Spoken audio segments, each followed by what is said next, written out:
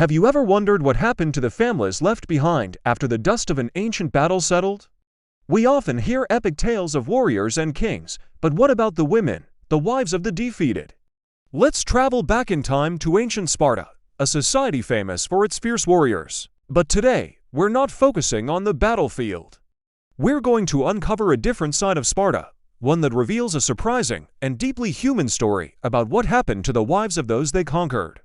It's a tale that might just change how you see these legendary people. The common image of Sparta is one of brutal efficiency and military might. We picture them as relentless, showing no mercy to their foes. And while they were indeed formidable, their society was far more complex than just a war machine. When a neighboring city-state fell to the Spartan phalanx, the fate of its people was sealed. The men were often dealt with harshly, but the women and children faced a different, and in many ways, unexpected future. You might be thinking of something terrible, but the reality of Spartan policy was rooted in something far more practical and, believe it or not, strategic. Instead of casting these women out or subjecting them to a life of misery, the Spartans had a unique approach.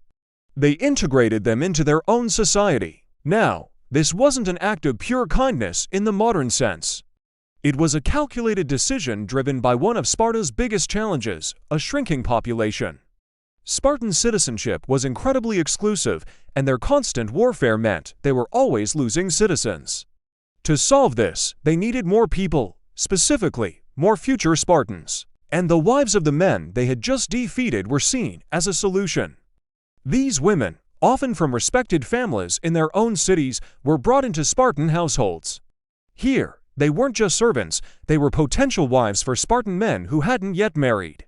This might sound jarring to us, but in the context of the ancient world, it was a path to survival and even a form of status. A woman who married a Spartan citizen would see her children born as Spartans, granting them a future within the most powerful society in Greece. It was a strategy of assimilation, turning former enemies into the next generation of Spartans. Let's imagine a young woman named Lyra from a conquered city. Her world has been turned upside down. Her husband is gone. Her home is lost. She arrives in Sparta, a place she was taught to fear. But instead of a dungeon, she is brought into the home of a Spartan family. It's a stark, disciplined world, so different from her own. But here, she is given a new role. A Spartan warrior, perhaps a younger son without a large inheritance, is chosen as her new husband. It's not a marriage born of love, at least not at first. It's a duty, but through this union, Lyra finds a new purpose. Her life becomes intertwined with Spartan culture. She learns their customs, their values of discipline and strength. She would raise her sons to be warriors and her daughters to be mothers of warriors. Her children would not be outcasts, they would be part of the Spartan system. Over time, what started as a tragedy could transform into a new life. Lyra, once a spoil of war, becomes a matriarch in her new home. Her children and grandchildren would know no other life, their loyalty sworn to the very state that had conquered their ancestors. This policy reveals the pragmatism at the heart of Spartan society. They understood that to maintain their dominance, they needed more than just military victories. They needed a sustainable population. By incorporating the women of defeated enemies, they weren't just gaining numbers. They were absorbing the strength and heritage of their rivals. It was a form of conquest that went beyond the battlefield, a way of ensuring Sparta's legacy by literally giving birth to it. It blurred the lines between victor and vanquished, weaving the threads of different peoples into the single, formidable tapestry of Spartan society.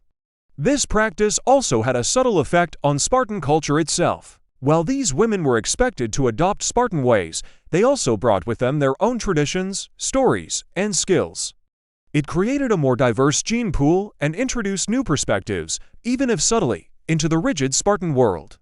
It's a reminder that no culture exists in a vacuum. Even the famously isolationist Spartans were shaped by the people they conquered, in ways they may not have even consciously realized. The wives of the defeated became an unseen, but vital, part of Sparta's continuing story. So, while the phrase "what Spartans did to the wives of defeated warriors" might conjure up grim images, the reality was a complex mix of strategy, survival, and assimilation. It was a uniquely Spartan solution to a uniquely Spartan problem. It wasn't a fairy tale, but it was a path to a future, a chance for a new beginning in the shadow of defeat. It demonstrates that even in the harshest of ancient societies, the drive to continue, to build a future, and to create a legacy could lead to outcomes that are far from what we might expect. Thank you so much for joining me on this journey into the hidden side of ancient Sparta. It just goes to show that history is always more nuanced and surprising than we think. If you enjoyed this and want to uncover more fascinating stories from the past, please hit that like button and subscribe to the channel. We have so much more to explore together. See you in the next video.